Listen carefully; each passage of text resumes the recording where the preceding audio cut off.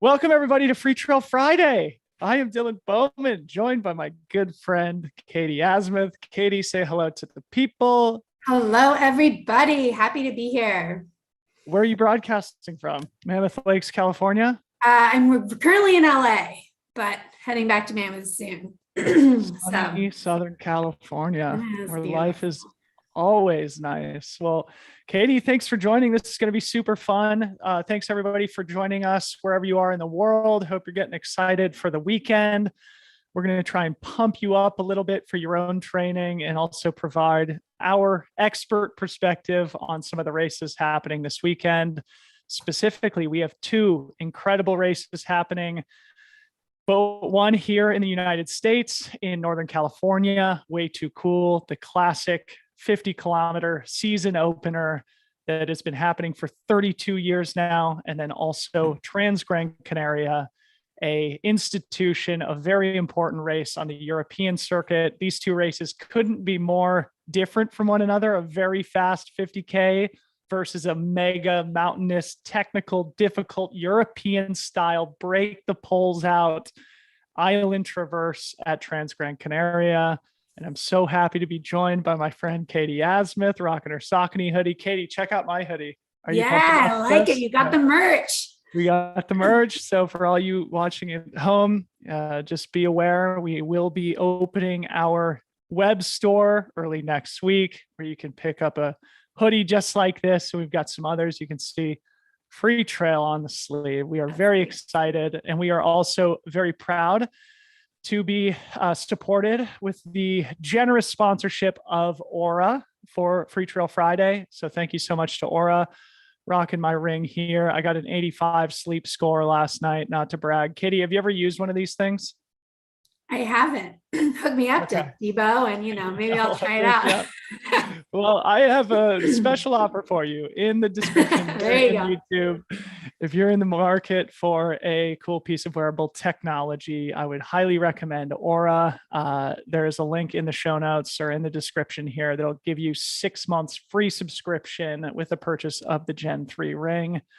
I've been off the booze for 2 full months now, the longest I've gone in my entire adult life. I feel amazing. And it's pretty cool to see that subjective feeling reflected in the data that I wake up to every morning. Harmony put me to shame with her sleep score last night. But thank you so much to Aura for being part of our efforts here at Freetrail. With all that being said, let's start with Transgrancanaria. I wanted to start with this race, Katie, because it starts 3 hours from now. It starts at 11 p.m. European time, which is coming up here. Yeah, like I said, 3 p.m. Pacific time. So for those who are watching us live, there's a link in the chat where you can follow this race live. If you don't have anything going on this afternoon, I would highly recommend it because there's an incredible group of athletes who are lining up. So Katie, I'm going to pass the mic to you because I've been a ball hog already. Why don't you kick us off by talking a little bit about the women's field, and I'm going to share my screen and we can talk a little bit about the course. Sure. First of all, I have to say, I'm just this sort of information from people that are there is really helpful. So I got an Instagram DM from Mike McMonagle, who is a good friend of mine and a husband of Leah Yingling, if you know who that she is. Yeah. So,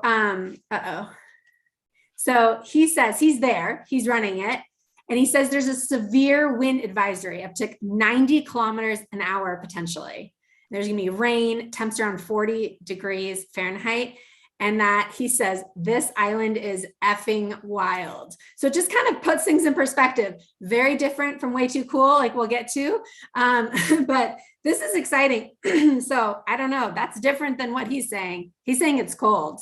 Yeah. So I was going to touch on this, though. This is a great place to start with the conditions and with the course. So shout out to Mike McGonigal. He also sent me some intel. So we'll get into that when we start talking Everybody about needs to follow him. He's great. Yes, and he's got an amazing Instagram handle that we probably shouldn't say here on the broadcast, but shout out to Mike. Really appreciate the intel. But what Katie is mentioning is that they are expecting wind and inclement weather in the race. And as you'll see here, this is my Strava from 2020. And effectively, it is a traverse of the entire island from north to south.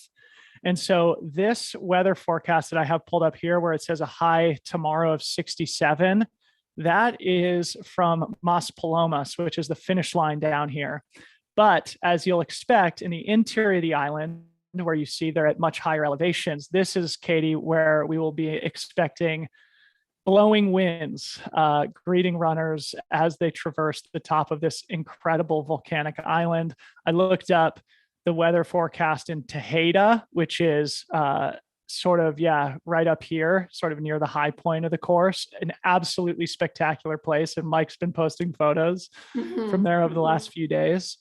And at Tejeda, they're expecting potentially some precipitation and temperatures in the 40s. So it will be a little different, or the athletes will be having to be prepared for a wet, cold night, even though this is sort of a tropical vacation destination, right? Oh yeah, so, this is an adventure. This is definitely an adventure. You mean you come here with the poles, like you said, people have been training hard for, for an epic time out there. And I think this is why we do it for this sort of race, it's really fun.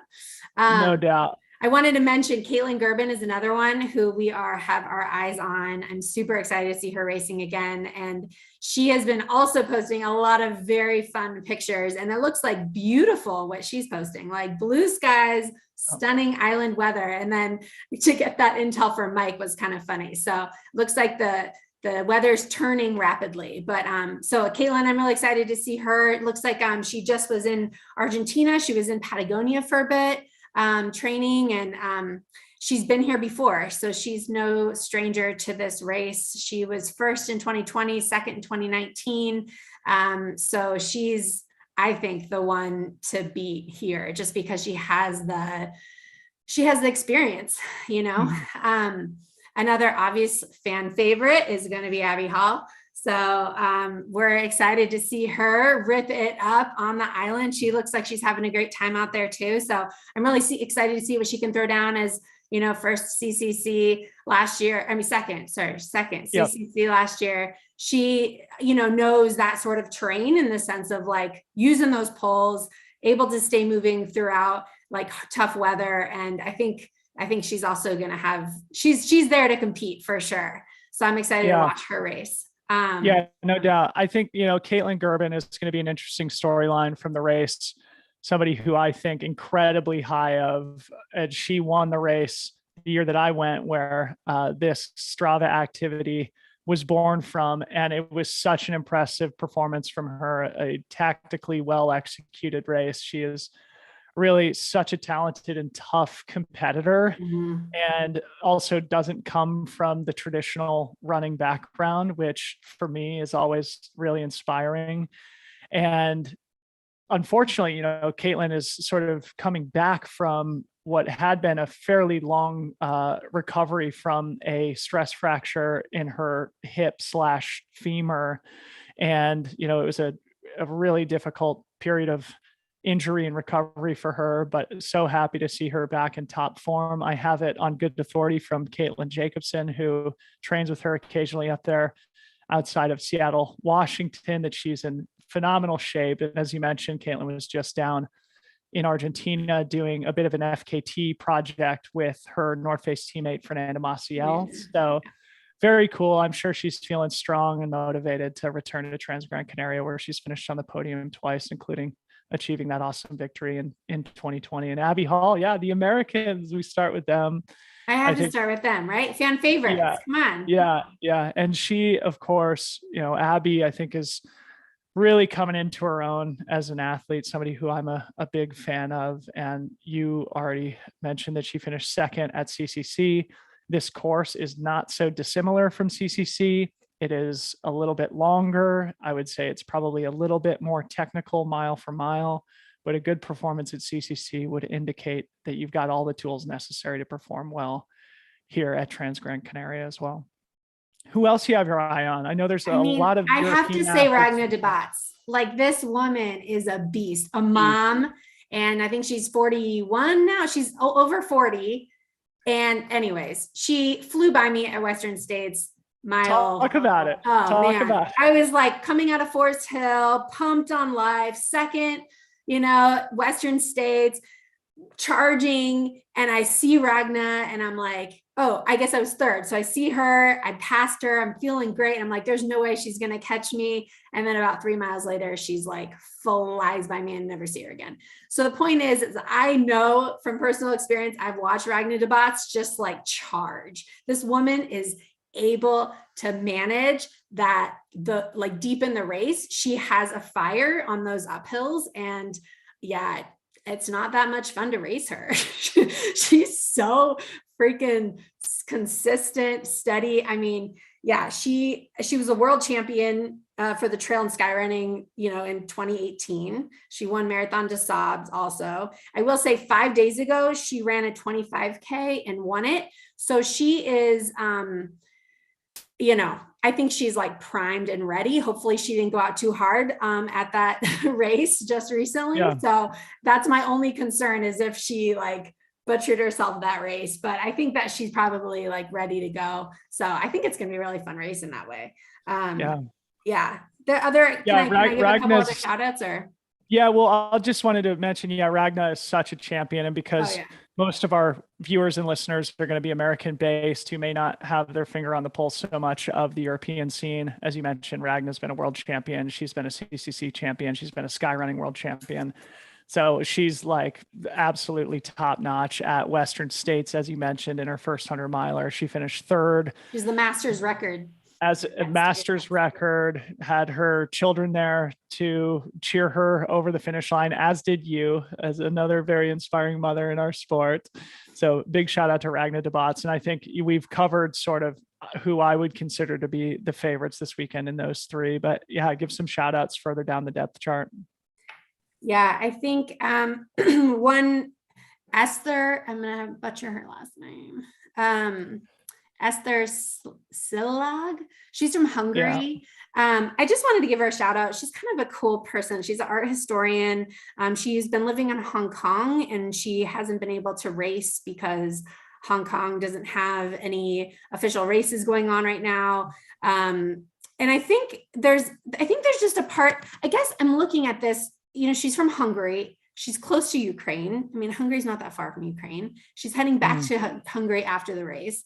I read a post on her that she's just really feeling that she's, hurting for the world in that way. Yeah. And I think that we have to remember that these races, this isn't that far. Like, we're in Europe, essentially. We're on an island off of Europe. And I think there's this idea that we're not, the world is in turmoil right now. And I think a lot of these runners are running for their country, and running for that pride also, and also with full understanding of what's happening in the world. So I just wanted to give her a shout out. I think that she's really feeling that emotionally right now too. And like all of us are, but, just to put in mind that this race is very close to, what's happening in Ukraine right now. I think people are feeling it deeply, being closer than I would say, like at Way Too Cool. Obviously we're all feeling it here, but I think in that part of the world, it's very, intimately felt right now. So I just wanted to give her a shout out. And thanks, she has also, she's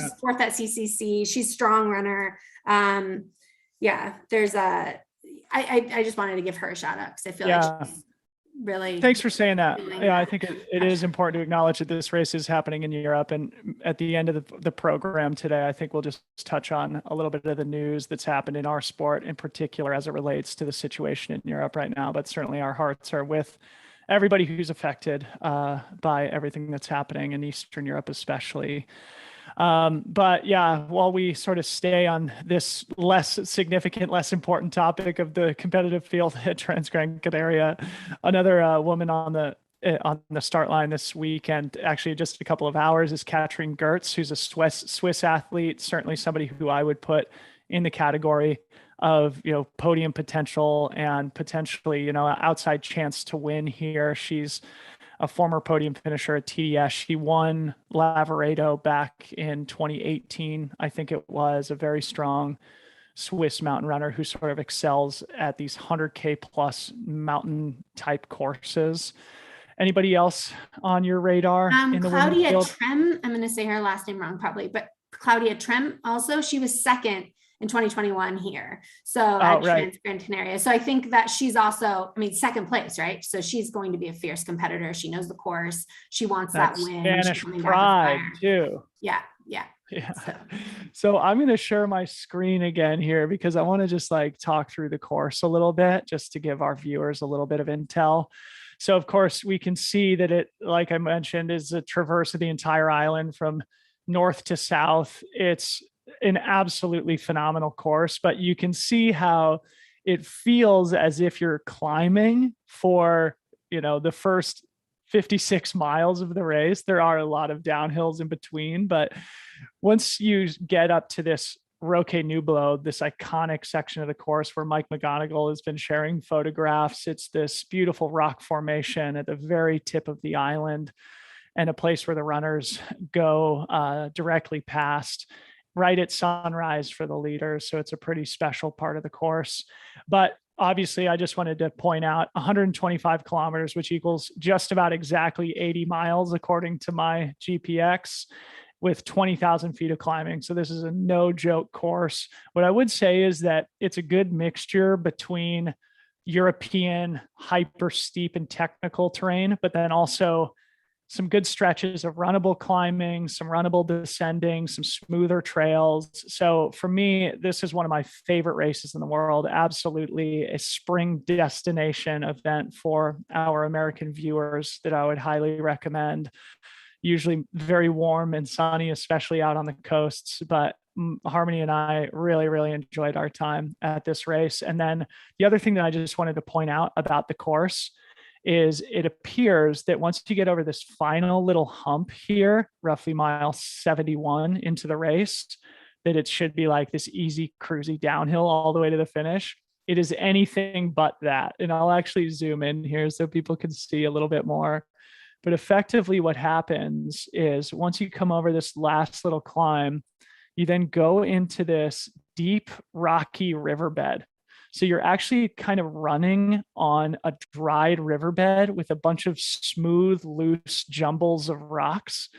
And so even though you sort of have this gradual descent all the way into Maspalomas, all the way into the finish line, it is anything but easy. In fact, it's torturously difficult, and certainly a place where you have to pay attention to your ankle health and your foot placements and make sure that you stay upright before finishing right on the beach in beautiful Maspalomas. It's really a spectacular finish line environment. So I just wanted to give a little bit more intel on the course. Let's move over to the men's race if you're ready here. Yeah, Katie, I think on that note, though, all the runners that have done this before, men and women, obviously knowing that final push is really helpful. I mean, like all of us know in any race, like to have that veteran knowledge is so important. But man, with you, when you look at that elevation profile, you're like, oh yeah, easy in, so that's good stuff to know.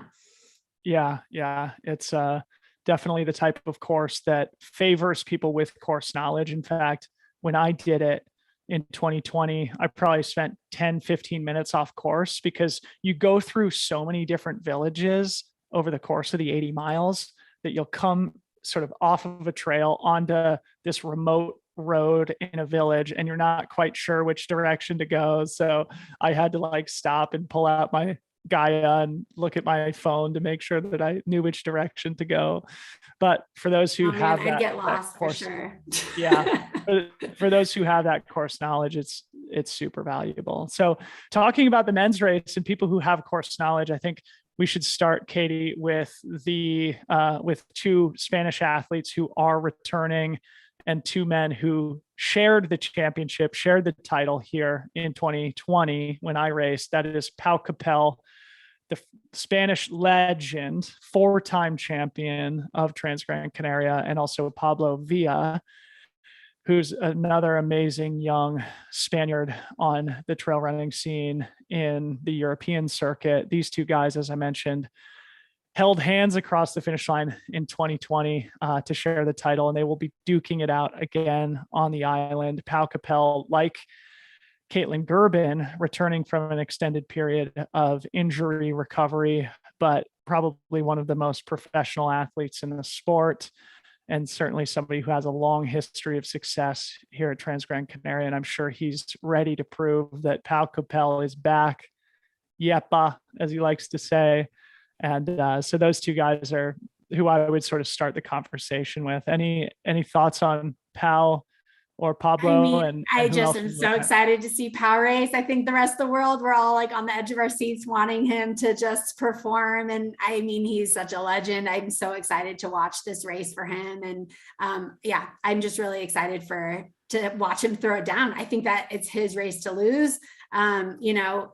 There's some Americans that are going to be there. Hayden Hawks, we have Jimmy Elam, we've got people that are, fast runners that want to try and compete with the Europeans. And I'm always like these speedsters, I think on these really technical courses can sometimes have a hard time. So, I think people I will say like Jimmy Elam, he wasn't on like the, I Run Far, right? But I think he's won also Salt Lake City. He's in those, mountainous areas also. And I think that he might be one to watch also. So we'll see. I think he just hot take prediction here.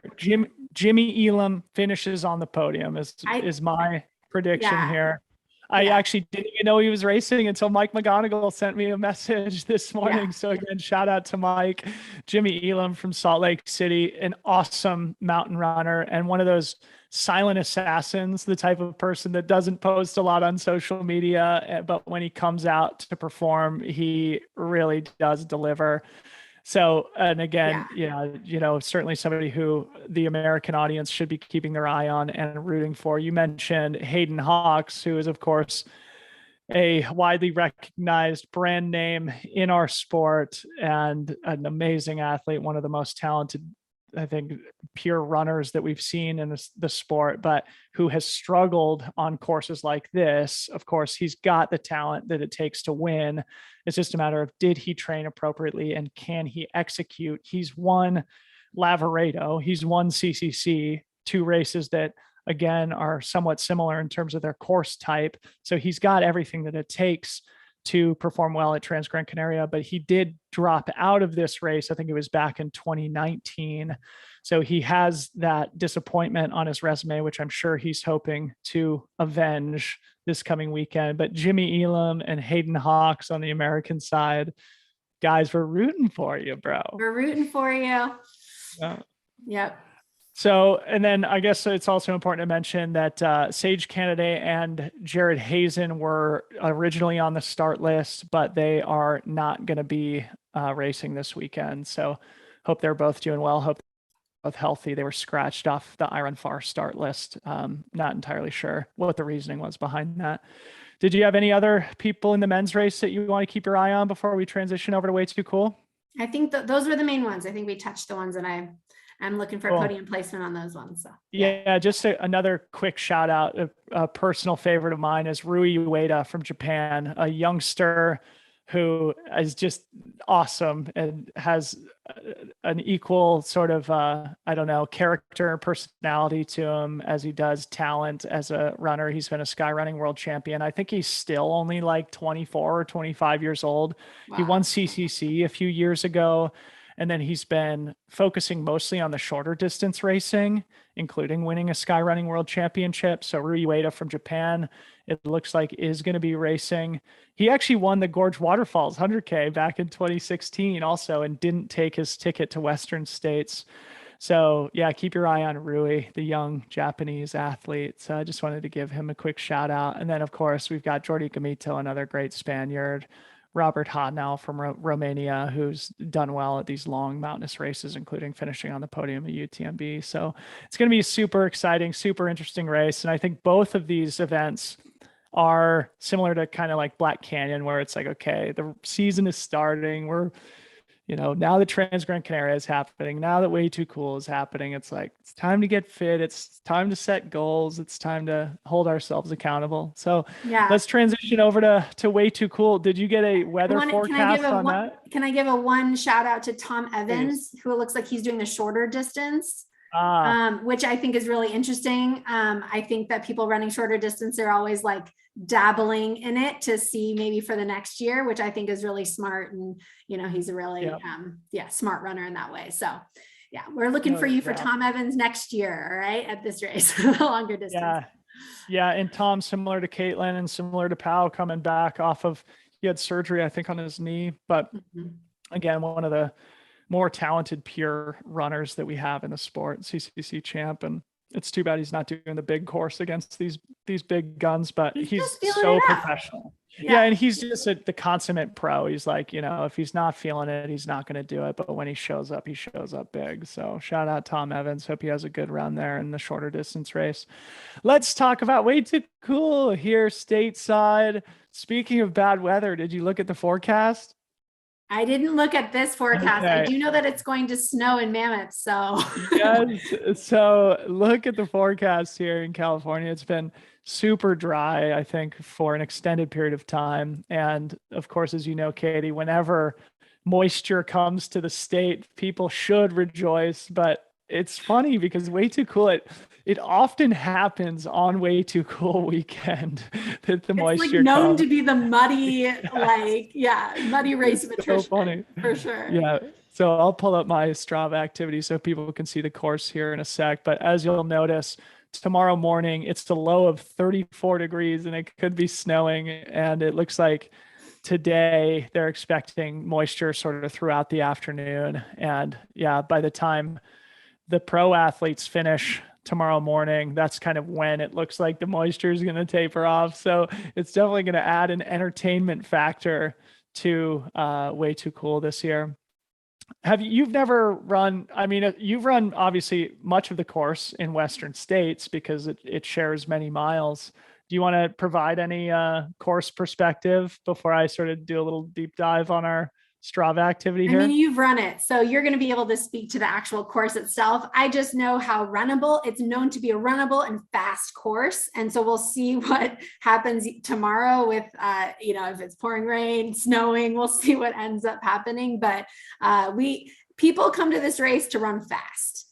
This is where you PR your 50K. I feel like people love this race. And I'm excited. It's, 32 years in the making. This is a really well-known race. And I just think that, I'm excited to watch what goes down. So I'll speak to my research on the runners in a bit, but why don't you give us a lowdown of what you feel like Way Too Cool, the actual course.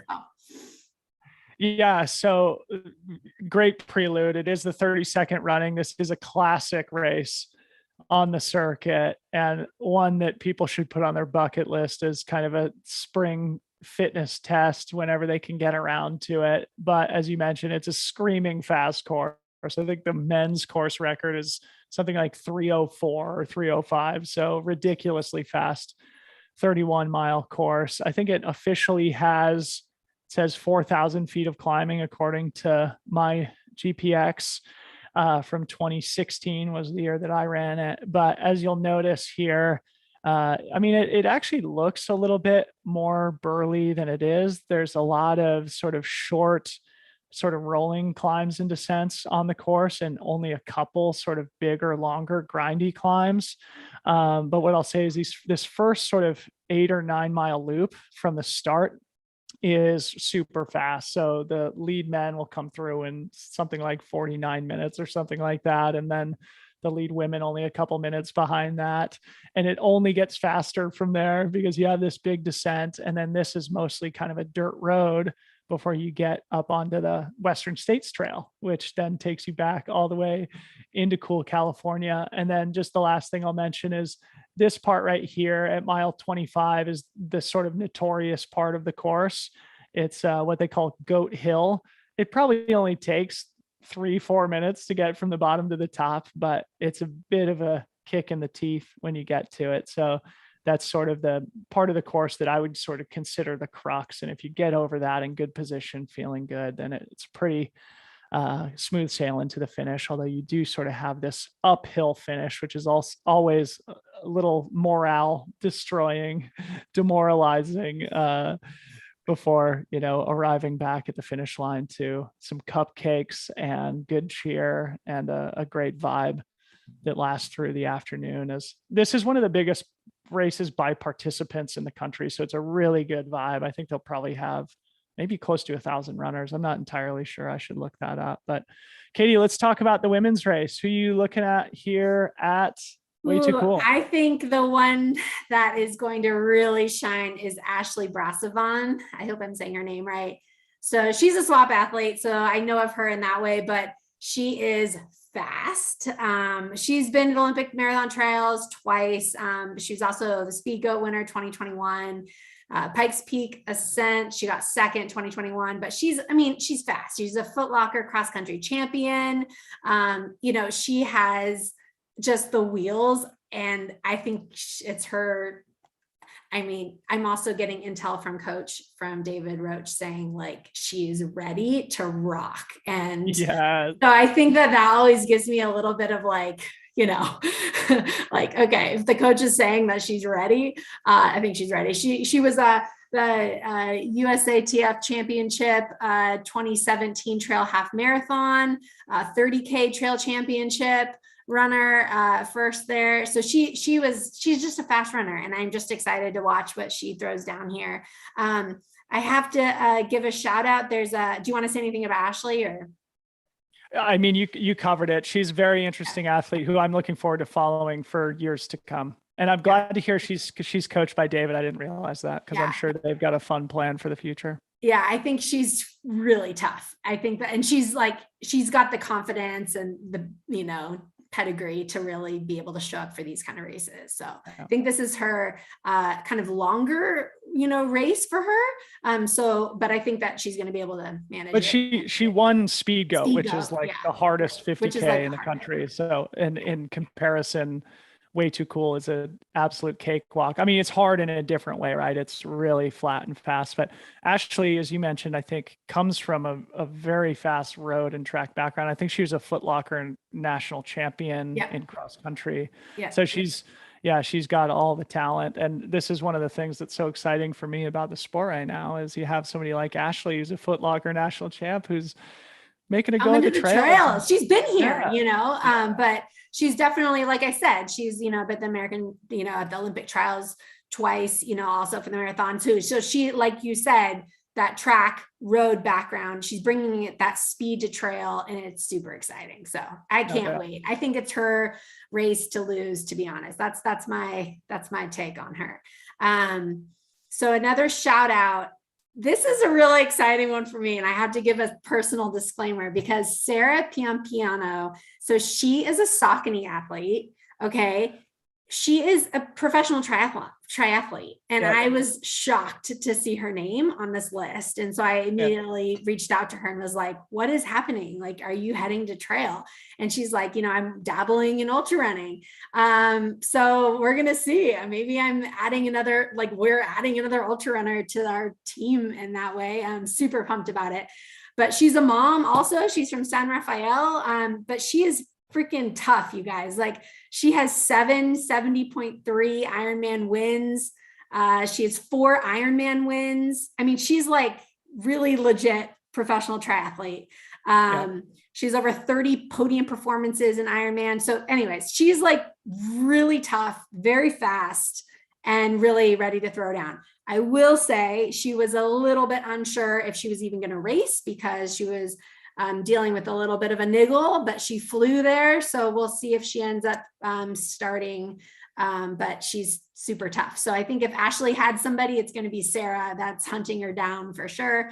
Another shout out to Tabor Scholl. So she's also a swap athlete coached by David Roche, but she was an All-American at the University of Colorado. So she is super fast also on the roads and stepping up for an adventure also. So I think it's just really fun to see these people from different disciplines head over to Way Too Cool. Like, this is such a fun 50K fast race that I feel like people feel like this is a step up in distance for them in a lot of ways, but it's also a way for them to, demonstrate their speed, which is really exciting to me. So, Do you want to give any other shout outs? I've got well, I'm glad you highlighted Sarah. I don't have much else to add except for the fact that I'm an avid follower of triathlon, 70.3 Ironman, stuff like that. And Sarah's name is not new to me. And I had the same reaction when I saw her on the start list of like, oh, this is an interesting dynamic and this is a storyline for people to follow. And I think before she was a professional triathlete, she was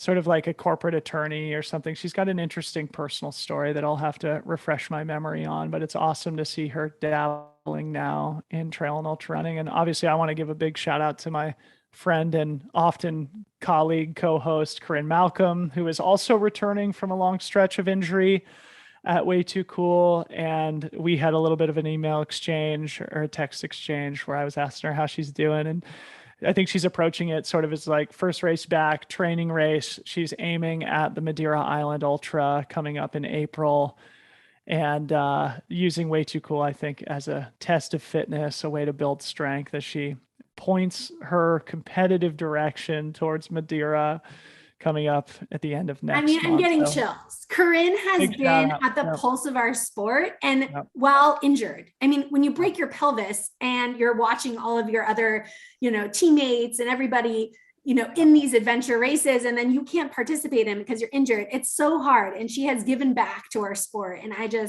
I'm so pumped to see her back in action, and big shout out to Corinne. Very cool. Yeah. Yeah. No doubt. Well, that's the women's race. Unless there's anybody else you want to talk about, let's can I give a shout out to Jenny Capel? She started me in trail, so I have to give her a shout out. Yep. She's a veteran. She's been around forever.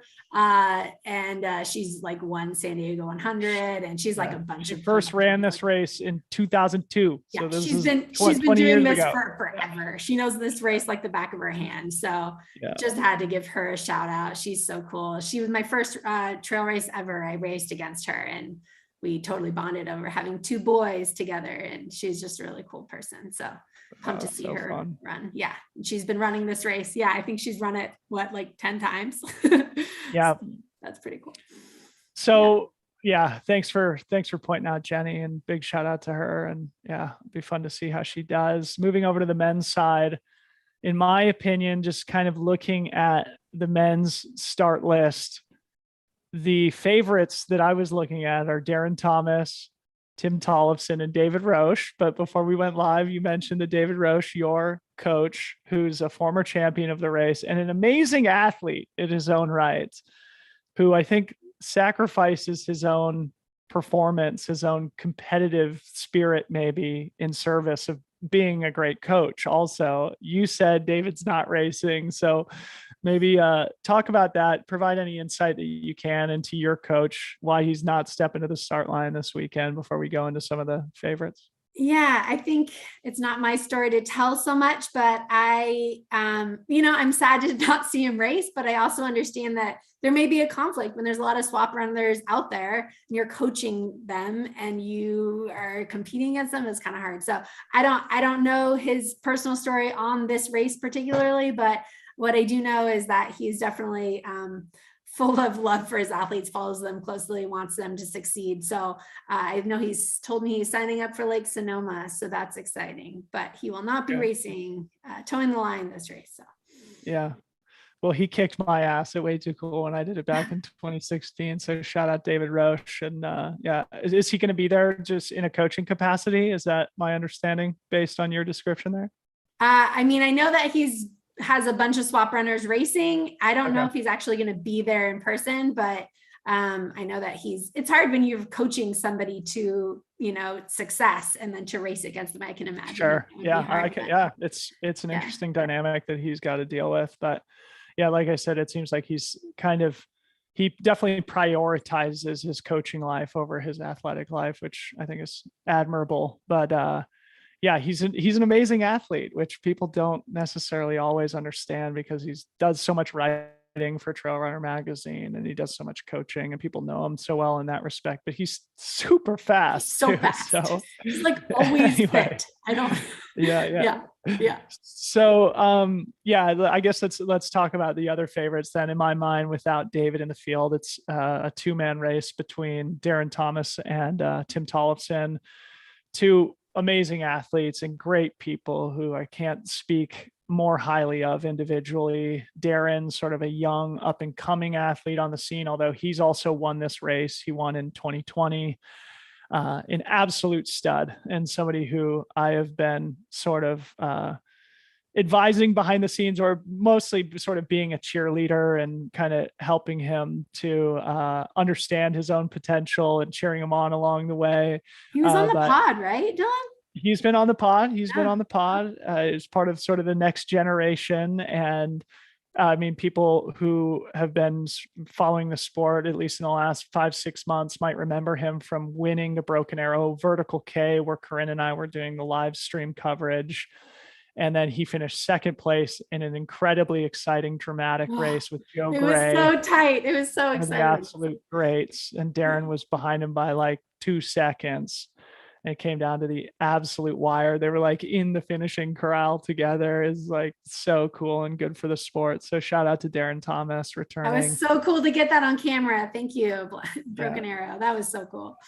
Yeah. And then your neighbor in Mammoth Lakes, California, Mr. Tim Tollefson, who of course everybody knows and loves, starting a season at Way Too Cool, trails that are near and dear to him, close to where he grew up there in the Sacramento area. And I think everything for Tim right now is pointing towards Western states. At least that's kind of my interpretation of things. I had a look at his Strava this morning, and the dude's been freaking putting in really consistent, solid training. I don't have any personal insight into his fitness at the moment, but just based on the numbers that he's putting in and the consistency, it seems like Tim's in a really good spot to start a season on a high note here at Way Too Cool. Yeah. I mean, I feel like the guy's due for a win, right? Like he's been around this sport for so long. He wants this so bad. And this is his home course, which I think is so cool. This is where he grew up, So, yep. I mean, Tim knows this course like nobody else. And I'm pumped to watch. Good dress rehearsal for Western states too, because I think it's somewhere in the neighborhood of 10 miles or so of the Way Too Cool course is on the Western States Trail.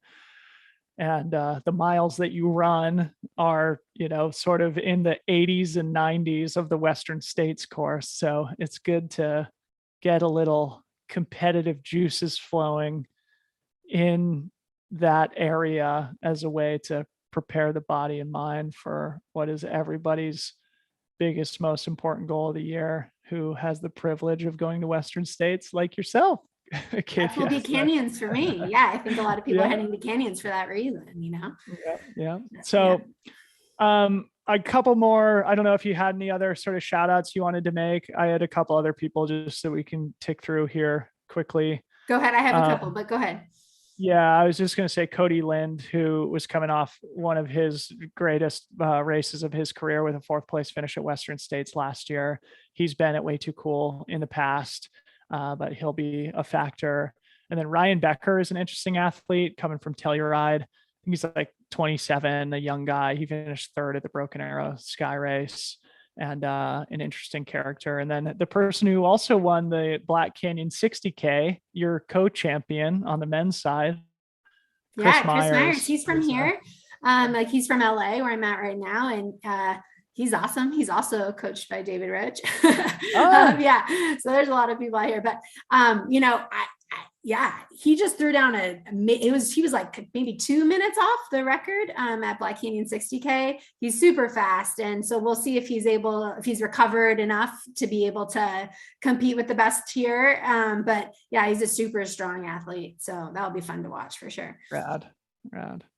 Yeah, shout out to Jeff Stern too, from Santa Barbara, now lives in Bend, Oregon. He'll have a good strong race there this weekend. He does a lot of writing for Ultra Running Magazine. So shout out Jeff Stern. But yeah, really exciting weekend of racing coming up, and it's really fun to break down the action.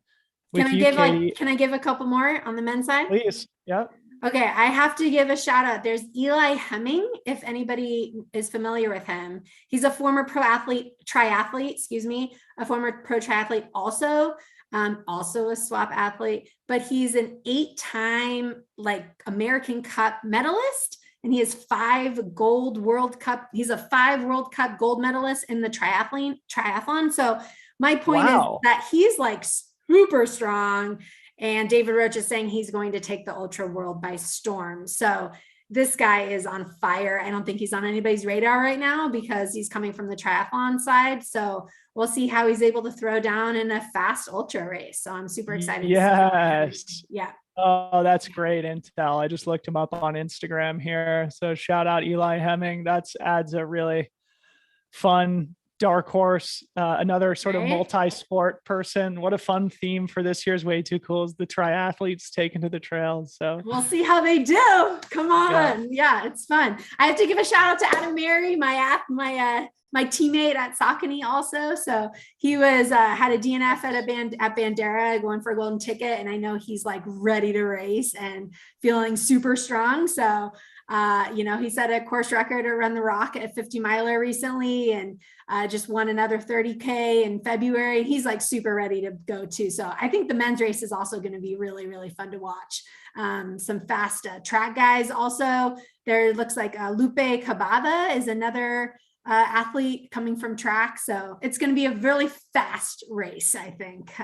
Rad. I didn't know Adam was racing. He's just won the Moab Red Hot 30K, which is an important sort of early season race in the Mountain West. So shout out Adam Mary. He probably used that as a good tune-up for Way Too Cool.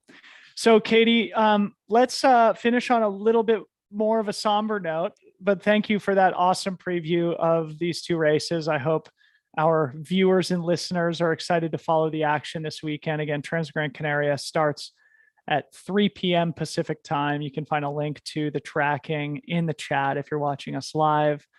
But as you mentioned, as we were talking about Transgrancanaria, of course, there's much more important things happening in the world. As a trail running media organization, Freetrail, I think it's important that we at least acknowledge what is happening in Ukraine, in Eastern Europe, with Russia, and specifically how it relates to our sport. On Wednesday, the UTMB group announced that they were going to be banning athletes from Russia and Belarus from competing in the UTMB World Series events. They weren't the only sporting organization that did this. The IOC, FIFA, Formula One, Ironman, many others took similar steps. So UTMB sort of did that in solidarity with other sporting organizations and obviously in solidarity with the people of Ukraine. I am certainly not a geopolitics expert. I don't think Katie is either. But, I think what's important for us to acknowledge is that, our sport is about uniting, not dividing. I think we can agree that it's tragic what's happening in Eastern Europe, and our hearts are with the people of Ukraine and anybody else who is affected by this. And certainly our hearts are also with the athletes in Russia who have nothing to do with this issue and who are being punished anyway. I don't know really how else to, I don't really have any other opinions on the matter. I don't have any educated perspective on what the right thing to do is, but it's important, I think, to just acknowledge what is happening in the world, how it impacts our sport. Anything else to add, Katie, before we wind down for the day? I feel like people are feeling helpless. Organizations are feeling helpless. We all want to help in some way. And this is UTMB's stance on saying this is something we don't agree upon and we're going to act in solidarity this way. So I think, it's a really tough decision. I don't know what the right decision is, but what I do know is that we want to be in solidarity with Ukraine. And, so yeah, I'm really feeling for those Russian athletes. I will say, if I was a Russian athlete, I would be really devastated. But it's probably, they have a lot bigger things they're thinking about also right now. But anyways, it might, to take away something that is so fundamental to their, life, such as athletics, is really hard. So I don't have a lot to say in the sense of, I'm not, like you said, an expert in this matter. I'm just sad. Yeah. Well, thanks for your perspective on it. And I think, again, it's important for our sport to be representative of human unity and again, we're not experts. We don't know the right thing to do, but what we can say is that, yeah, our hearts are with the people who are affected, both those who are in Ukraine and those Russian athletes who have nothing to do with what their government's doing. So anyway, ending on a bit of a tough note, but Katie, it's been super fun to have you on Freetrail Friday.